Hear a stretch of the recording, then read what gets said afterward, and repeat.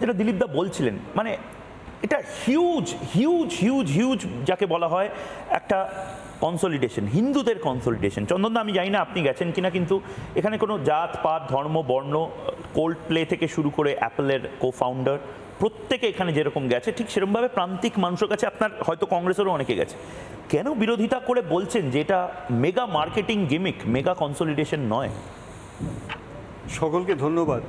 সবার আগে ধন্যবাদ শ্রদ্ধেয় দিলীপ ঘোষ মহাশয়কে। উনি পার্সোনালি আমাকে যখন দেখা হয় তোমার মতো এই প্রশ্নটি করেছিলেন যে আমি গেছি কিনা এই কুম্ভ মেলাতে। তো দিলীপ দাকেও আমি বলেছি, তোমাকেও বলি, আমি কুম্ভ মেলায় যাইনি।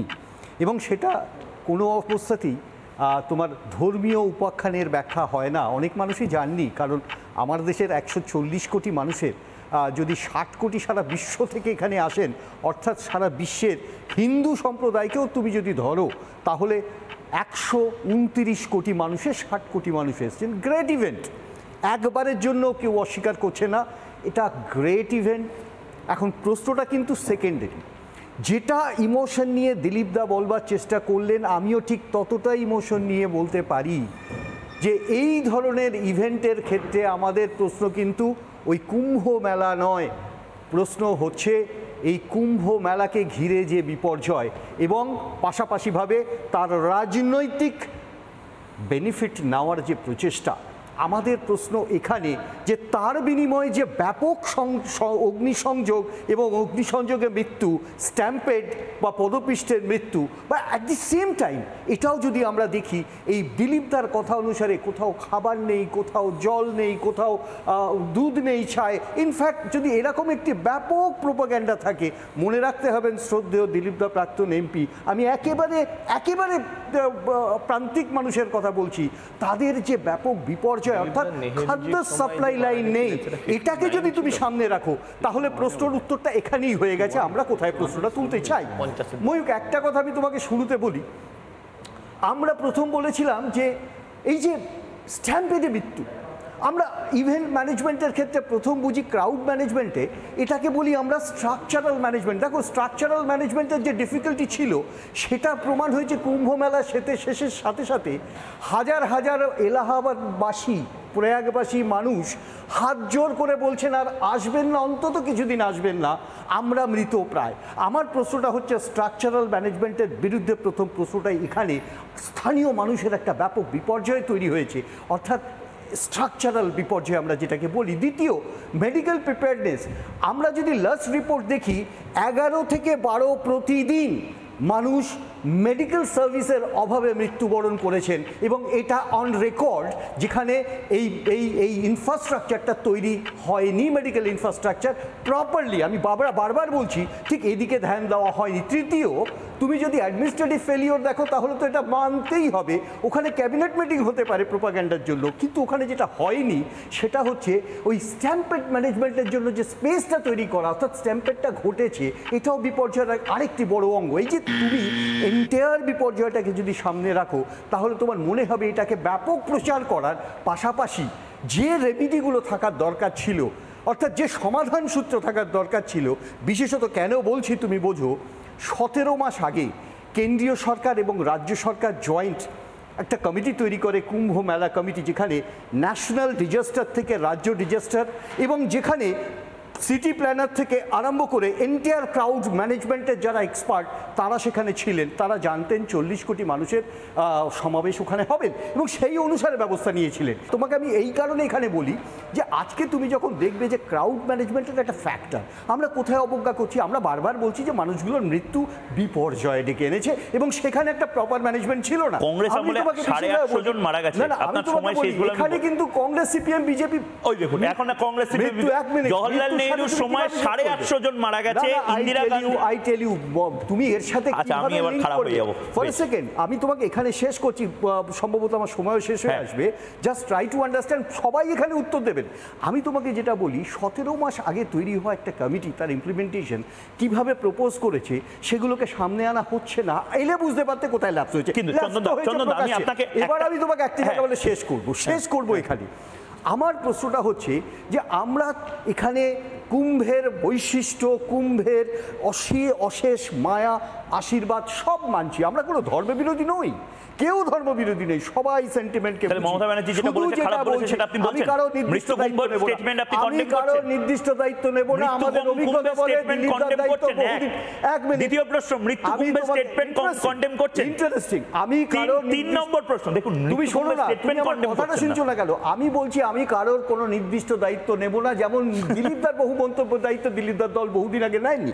আমি প্রশ্নে যাচ্ছি না, আমি তোমাকে সে প্রশ্নে যাচ্ছি না, তুমি আমাকে কেন এই দায়বদ্ধতা, রাহুল গান্ধী দায়বদ্ধতা আমি জানি না, তাহলে কংগ্রেস তৃণমূল বোধহয় আরো কাছাকাছি হচ্ছে। বলেছে তুমি হঠাৎ ডিসপ্লেস করো না, আর আমাকে এখানে বলে শেষ করতে দাও।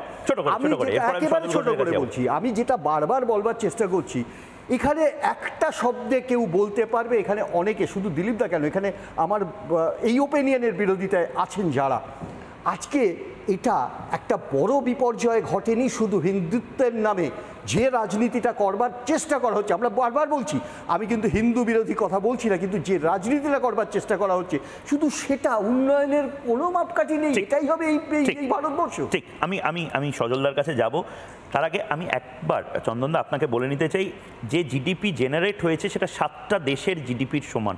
আমি আপনাকে বলছি, আপনি বললেন 1954 সালে 800 লোক মারা গেছিল, খবরের কাগজকে খবর ছেপে সেই খবর প্রত্যাহার করতে হয়েছিল।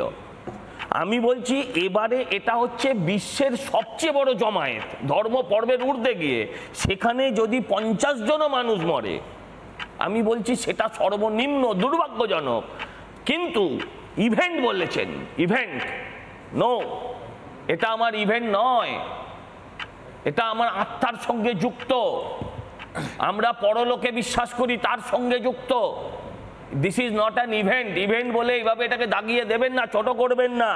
যদি দম থাকে, যদি ধর্ম নিরপেক্ষ হন, এখানে দাঁড়িয়ে বলুন মক্কায় গতবার 1300 লোক মারা গেছে, বলুন মৃত্যু মক্কা, দম হবে? এই হাউস থেকে বেরোতে পারবেন না, এই হাউসের যারা আছেন যদি কেউ ওই ধর্মে থাকেন তিনি আপনাকে ছাড়বেন না, দম হবে না। আমরা সাপকে দুধ কলা দিই, তাই আপনারা এইভাবে ফোঁস করতে পারেন। আমি আপনাকে বলছি, দেখুন বাজারে একটা কথা চালু হয়েছে, এটা আমার কথা নয়, বলছে এই কুম্ভে যার যা মনোকামনা ছিল সে তাই পেয়েছে। গৃহস্থ মোক্ষ পেয়েছে, ভিখারি ভিক্ষা পেয়েছে, ব্যবসায়ী খদ্দের পেয়েছে, হ্যাঁ, সাধু সৎসঙ্গ পেয়েছে, ইউটিউবার কন্টেন্ট পেয়েছে, শকুনরা মৃতদেহ পেয়েছে, যার যেটা দরকার ছিল সে সেটা নিয়ে আছে। আমার প্রশ্ন হচ্ছে, আমি এতদিন চলছিল বলে অপেক্ষা করছিলাম বলিনি, আমি আপনাকে একটা প্রশ্ন করি, আপনার পশ্চিমবঙ্গে দৈনিক মৃত্যুর সংখ্যা কত? 10 কোটি মানুষ আমরা বাস করি, দৈনিক মৃত্যুর সংখ্যা কমসে কম 1000 তো হয়, দৈনিক মৃত্যুর সংখ্যা তো 1000 হয়। আমি বলছি ওখানে 60 কোটি মানুষ গেছেন, 2 মাস ধরে গেছেন, স্বাভাবিক মৃত্যুও কত হওয়া উচিত ছিল সেটা বলুন। এই স্নানের মাহাত্ম্য এতই যে সেখানে মানুষের মৃত্যু হয়নি, স্বাভাবিক মৃত্যুটাও হয়নি। আপনি 50টা মৃত্যুকে বড় করে দেখাচ্ছেন। আমি দেখলাম ওই কাঞ্চন মল্লিকের স্ত্রী, মানে ওই 6 লাখি বাচ্চার মা, তিনি কদিন আগে বলছে ওখানে মহিলাদের টয়লেট ছিল না।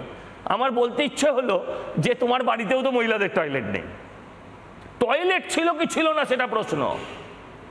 আমরা দেখেছি প্রচুর মানুষ মুখে গামছা চাপা দিয়ে চাঁদ করছে। আমি নিশ্চিত যেখানে যারা 3 জন দাঁড়িয়ে আছেন তাদের মধ্যেও হয়তো অনেকে গেছেন, কি গেছেন কিনা এখনো মাথার চুলের জল শুকায়নি দেখেই বোঝা যাচ্ছে। এই যে অবস্থা, অথচ ডুব দিচ্ছেন পুণ্যের আকাঙ্ক্ষায়, উঠেই বলছেন মিথ্যা কথা, আপনার পুণ্য তো আর থাকবে না।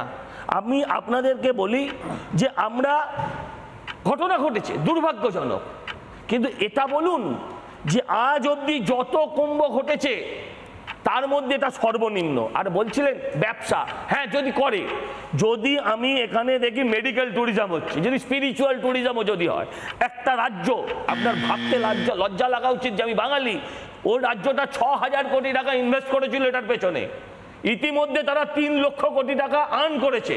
সে টাকাটা মোদি কেউ তার নিজের ঘরে নিয়ে যায়নি, সে রাজ্যের পেছনে খরচা করেছে, রাজ্যের জিডিপি বাড়ছে। আপনার আপত্তি থাকার কথা নয়। এই ধরনের একটা হিন্দু আবেগকে আপনারা এইভাবে নোংরাভাবে ভাসাবেন না। বলছে যে গঙ্গা, ওইখানকার জল খেয়ে দেখান যোগীজিকে, কোনো একজন নেতা কাম ওই টিভি সিনেমাটিস্ট বা কিছু হবেন কি দাদলানি। আমি বলছি আরে নদীর জল কে খায়? নদীর জল কি খাবার জন্য? এই তো তুমি তো দাদা গেছো, তুমি বলো তো তোমার দেখে চুলকানি হয়েছে কিনা? যারা গেছে তাদের চুলকানি হয়েছে কিনা একদম ঠিক বলেছে দিলীপ দা, তাদের চুলকানি হয়নি।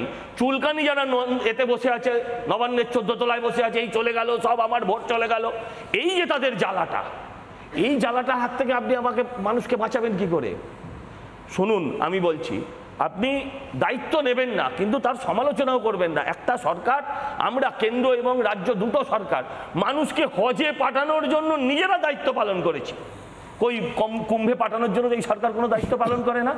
আমি আপনাকে বলি, গতবার মক্কায় যারা মারা গেছিলেন তাদের মধ্যে একজন পশ্চিমবঙ্গের বাসিন্দা ছিলেন এবং 2 জন আহত হয়েছিলেন।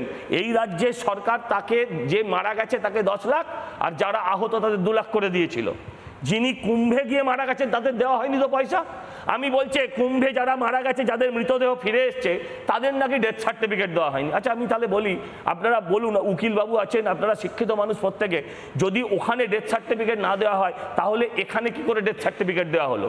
ডেথ সার্টিফিকেট দেওয়ার আগে তার তো পোস্টমর্টেম করা উচিত ছিল।